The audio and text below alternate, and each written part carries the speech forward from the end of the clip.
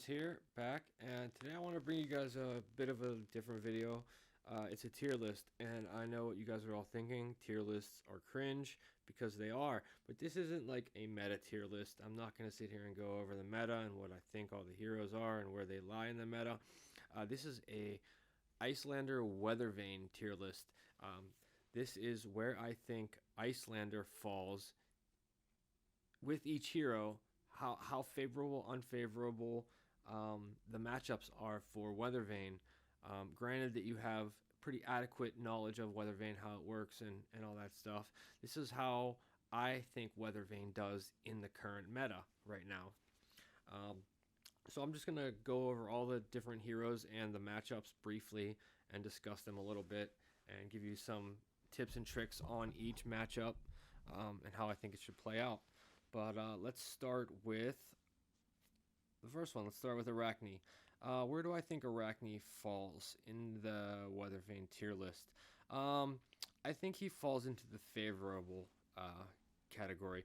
I don't think he's like an auto win or a buy or anything like that, but I do think he is pretty favorable as long as he isn't going hyper fatigue and trying to fatigue you out and remembrance back his war horns and all that stuff.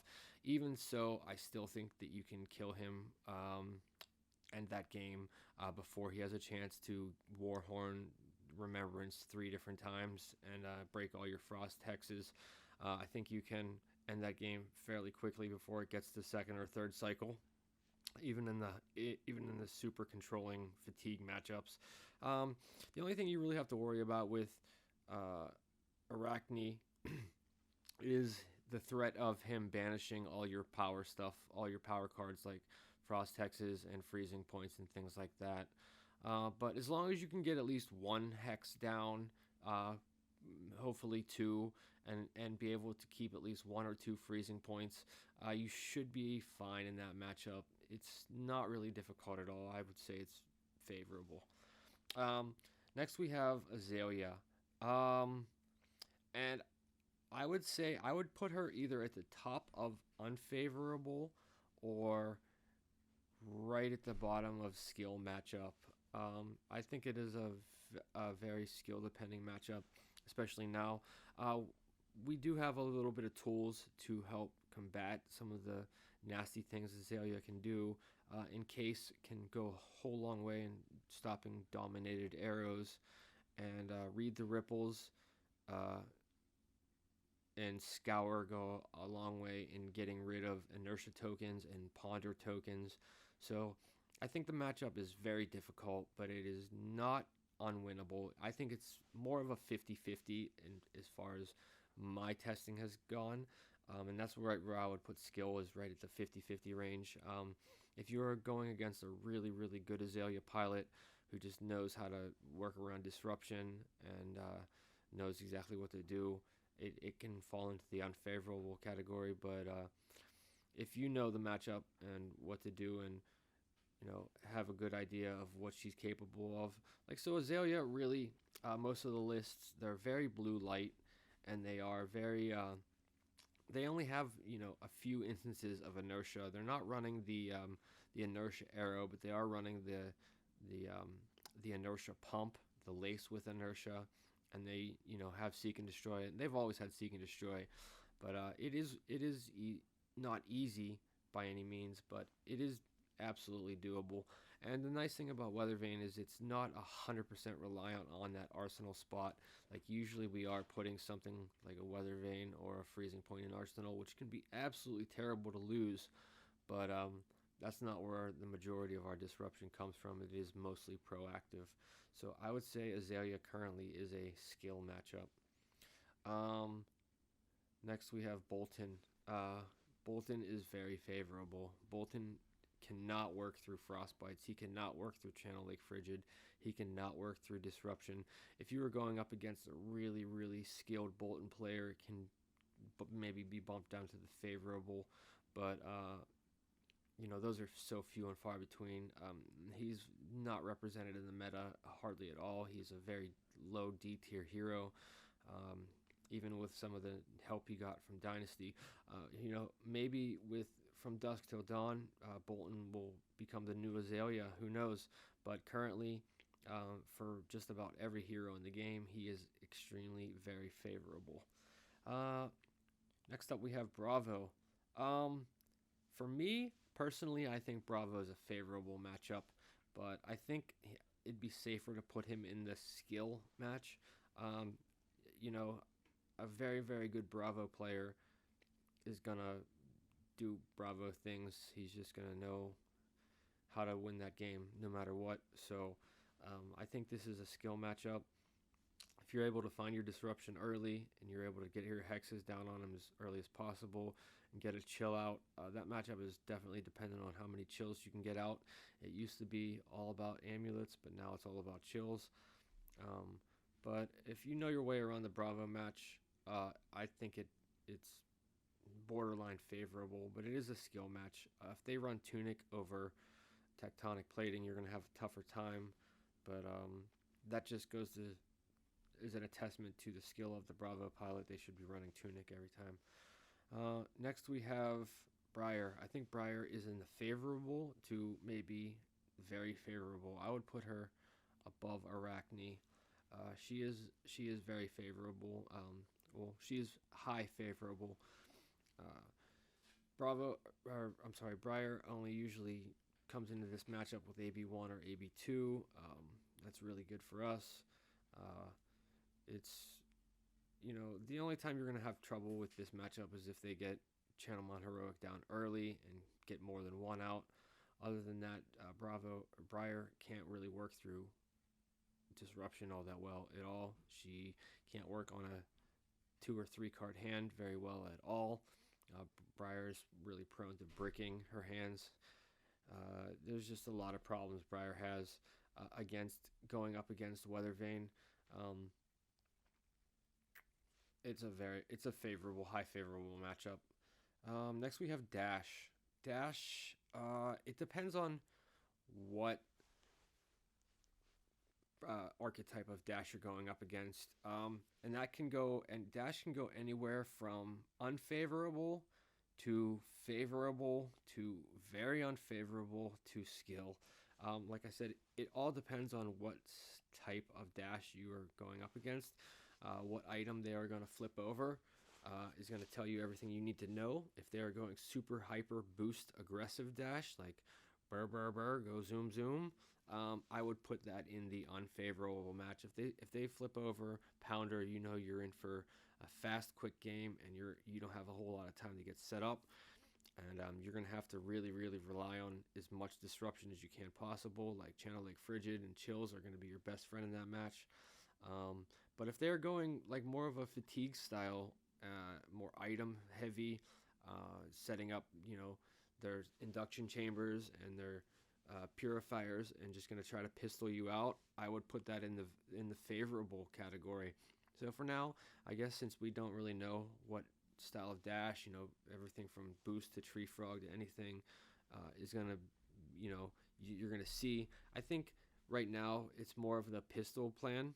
I think most of the dashes that I've come across are definitely on the pistol plan. So I would put that in the favorable. But it is a skill match for sure. If you're going up against a really, really good Dash, they're going to know how to adapt. They're going to know, they're going to go and get their go and get their little items that give them resources, and they're going to save all their blues and yellows. But Dash, I would put her at the top of skill because it really depends. Next we have Dory. Dory is a favorable match, especially if they are running Jubil. Then I would put it in very favorable. But Dory is a really fun match. I love playing Dory. It's a great matchup for Weathervane. I would consider it favorable. Don't block the first Dawnblade. Block the second one. Get your chills down. Get your Channel Lakes down. Just know when to block, know when not to block. But the idea is to give them enough frostbites and enough disruption that they really can never get that second counter on Dawnblade. And a good, smart Dory player knows that if they're going up against Icelander, they're not going to be able to get 2 counters on that Dawnblade. So they're going to front pump the hell out of that Dawnblade and never try to getting 2 counters on it or more is not going to be their active plan, because it's so easy to just strip all those counters right away or right off of Dawnblade just by hitting them with a couple Weathervanes and stripping their cards with chills, and then they're back to square one. So I would put Dory in the favorable category for now. Drumline is favorable for Weathervane. If it doesn't matter if they're going dragon spam or if they're going the red line aggro Drumline, I think it's a favorable matchup. It is skill intensive. It is very skill intensive. You have to know that matchup very well. You have to know what you're doing. You have to know exactly what Dromai is trying to do. You have to know her game plan. But I think once you learn that matchup, it is favorable. I wouldn't say it is very favorable. Dromai can always high roll with just all the right dragons. The big majestic dragon come down. You have to know what dragons to deal with and what ones to ignore. But that one takes a lot of practice. So you might want to put it in skill, but I think once you learn that matchup, it is favorable. She is such a red line and red hungry deck, resource hungry deck, that she really does not deal well with Channel Lake Frigid and a few Frostbites. And she's going to usually try to, dragon spam is usually going to try to drag the game out and just amass this massive board. And that just gives you all the time in the world to amass your own board of chills and hexes and things like that. Get a couple energy potions down, then you can just combo her to death by turn 8 or 9. So I think it's favorable. I think Fi is maybe at the top of unfavorable to skill. It depends. Fi is really not part of the meta that much anymore. He's fallen from grace a lot. He's not the hottest aggro deck out there anymore. The loss of Belittle really did cut him down quite a few notches, and he had to completely, change his game plan and change his approach. But he goes Burr, and Weathervane is a deck that likes to set up and it likes to disrupt your opponent a little bit by little bit until we do get set up. And Fi can just say no to all that, and he can just dump his whole hand, pay through the few Frostbites you give him and dump his whole hand. He can't work through Channel Lake Frigid like he used to be able to. But Fi can still just do Fi things, and Art of War and Mask of the Pouncing Lynx are just hyper annoying to deal with. And sometimes he can just kill you before you have a chance to set up a chill or two and set up a couple hexes. So you really, really have to rely on giving him as many Frostbites as you possibly can every single turn. You want to get chills down as often as possible. Sometimes you're going to have to take some damage to do that, and that can be very detrimental. Fight can be a difficult matchup, but luckily he's not running around as rampant as he used to be. So I would put him in the skill for right now. Icelander is going to be in the skill matchup to unfavorable. And what I mean by that is the mirror is really difficult. It's very grindy. If you're going up against Bolander, her math is just a little bit better than ours, and her value is just a little bit better than ours. We are way more explosive. We have a higher ceiling, and we're way more disruptive than Bolander is. But Bolander is still just hyper efficient, and getting just attacked with these big attacks every turn can can hurt after a while. And if they choose to give us a couple Frostbites, that can really fuck with our math. Weathervane math is very, very tight. It's very, very it's not often that we're left with resources left over on the end of a turn. Everything is counted for. So giving us a couple Frostbites and taxing us a little bit, and Channel Lake Frigid can really, really fuck with us. But if you're able to establish tempo first and keep it, I'd say that it's definitely winnable.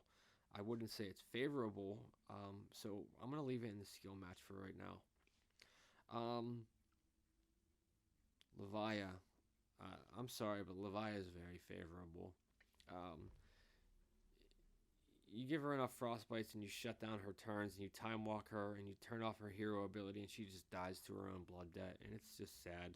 So hopefully she gets a lot of support from Dusk Till Dawn or a complete overhaul or something, because just you know it's sad dying to your own blood debt. But Odin, let's talk about Odin. I think Odin is a skill match. I think most of the Odoms running around out there nowadays aren't all um, super aggro like they used to be. I think Odin is taking, with the loss of Winter's Whale, he has been taking the fatigue approach, where he's just going to, AB and block everything and Warhorn and destroy your hexes and not let you combo them out. And it's really annoying. Fatigue is one of the most annoying archetypes to deal with. I don't think it should exist. I understand why it does, and yeah, maybe it should exist, but just the fact that people choose to play Fatigue proactively, I don't understand it. But Fatigue Odom is a thing, and Crown of Seeds is a bitch, and Crown can break all your frostbites. So if you're playing exposed and you're able to expose his Crown, and you're able to establish some frost hexes and able to combo him out, it's definitely a winnable match, but it is a skill intensive match and it's going to take a long time. It's very grindy and it's probably going to go to time. And that's Odin. Reiner, Reiner is favorable. I know a lot of people who disagree, but I think Reiner is very favorable in is to Weathervane. Our math is just a little bit better than Reiner's. Of course, he can always Blood Rush Belly you 3 turns in a row, and then you just die after you get your whole hand intimidated. But his high roll potential is not as high as our high roll potential, and we can high roll and combo him out more efficiently and more effectively, than he can do it to us. So I would say he's a favorable matchup. Riptide. Riptide is very favorable. Now that could change. I have played a couple lists that were more on the difficult side, but still favorable. He still has access to giving us inertia tokens, and those are annoying.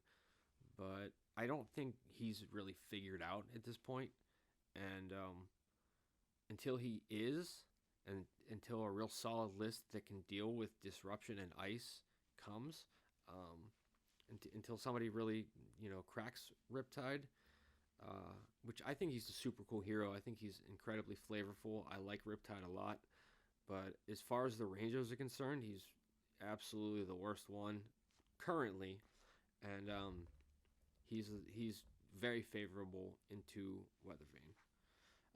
Azuri, I've probably played 15-20 games into Azuri, and I haven't even been close to losing a single one. She is awesome. I love Azuri, but she's a very redline deck. And Case just completely shuts down her hero ability. She can't deal with frostbites or Channel Lake Frigid or anything at all.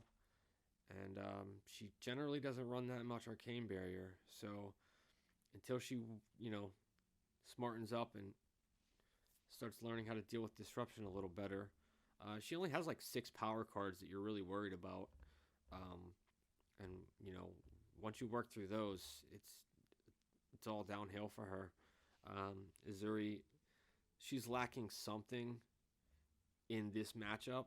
I'm not saying she's lacking something in general. Like maybe she is. I don't know. I personally really enjoy playing Azuri, but into Weathervane, it's almost a buy. It's kind of sad. Viserai. Viserai is pretty favorable. He is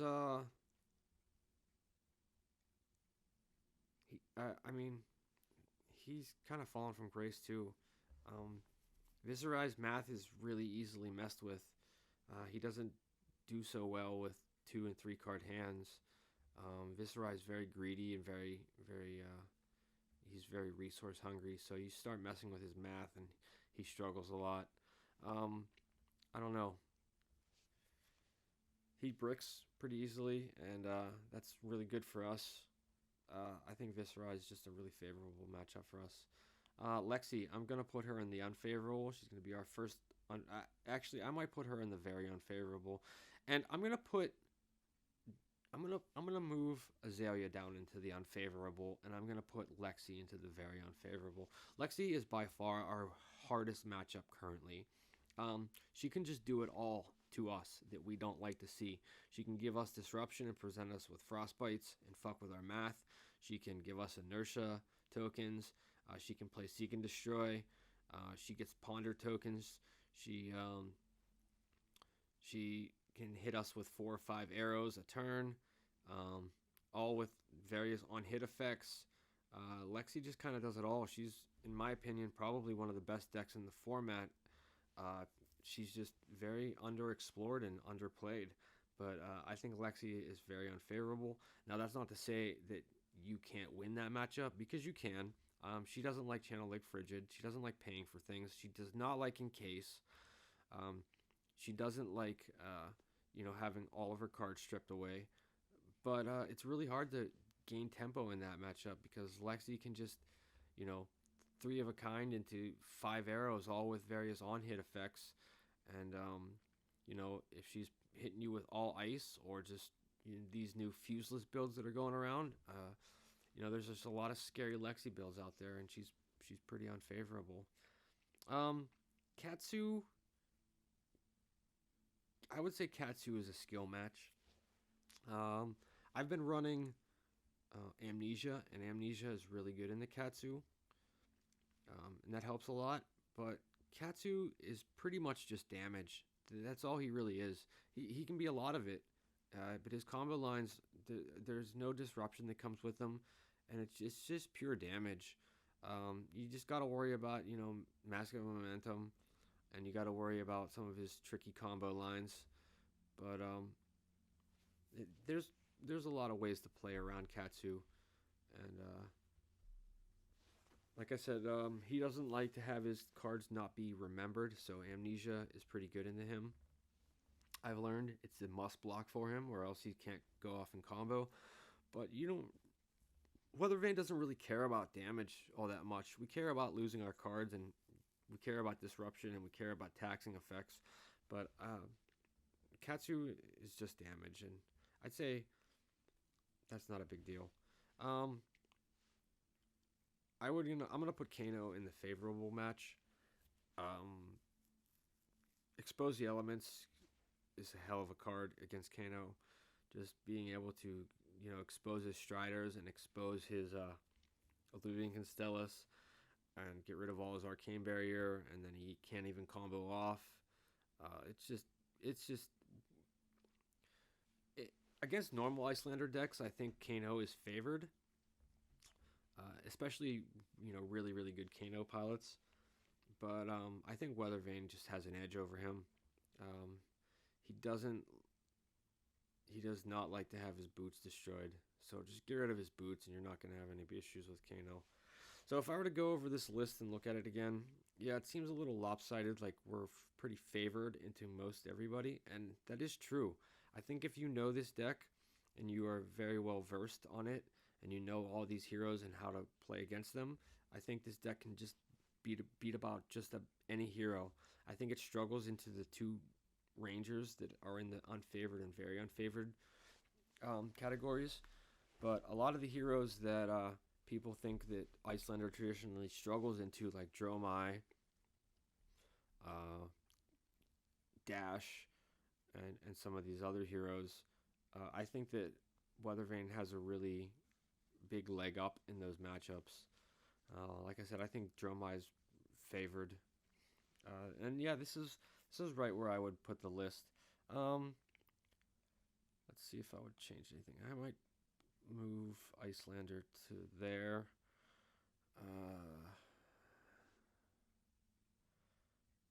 Yeah, I might move Phi down a little bit. He can be closer to unfavorable. I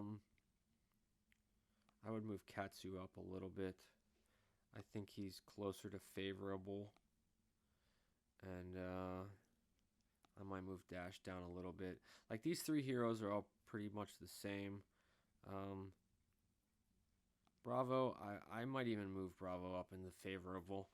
I don't have a losing record in the Bravo at all. I think he's actually a pretty favorable matchup once you know the matchup. Um, but yeah, these four heroes up here, they represent such a small portion of the meta pie right now. I don't think you have any problems with them. And until Riptide and Azuri are really figured out, I don't think we're ever going to have any problems with them. Um, the last thing I want to touch on one more time is the Ranger matchups.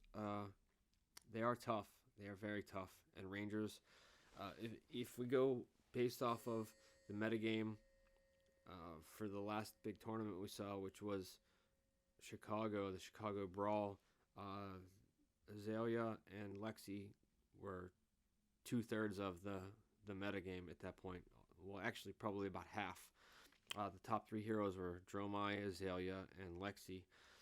You see a lot of Dromai coming out to try to combat the Rangers, but the Rangers are pretty dominant right now, and I think they're going to stay that way for a while. Codex of Frailty is absolutely insane.